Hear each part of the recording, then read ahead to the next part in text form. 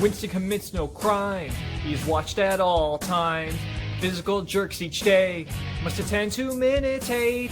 His mother and sister are gone. He feels he did something wrong.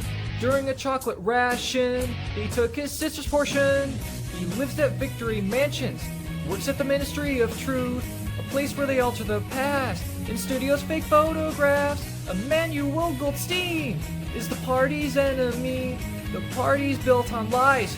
Oh no, not a thought crime in the fiction department. A pretty dark-haired woman causes bad thoughts in his head. He really wants her in his bed. Then one day, this is true, she writes the words, I love you. Now Winston just wants her more. In 1984.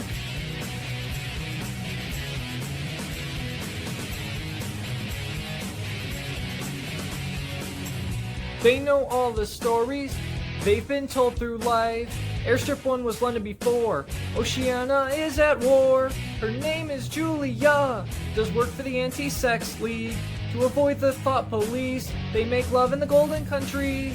The two then rent a secret bedroom in a shop run by this guy named Mr. Charrington. Winston and Julia share party hatred.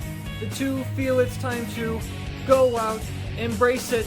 Then they head off to the home of O'Brien, an inner party member who can turn off his telescreen. They want to join the Brotherhood. He gives them Goldstein's book, but they can't get a thorough look. A voice says, you are the dead. It's 1984.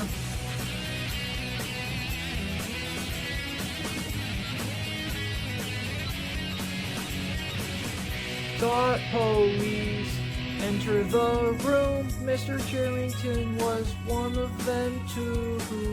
And that O'Brien is a pretender. He is close to Big Brother.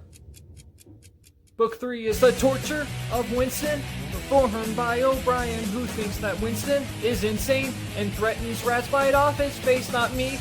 Do it to Julia. Begs a very desperate Winston, completing indoctrination.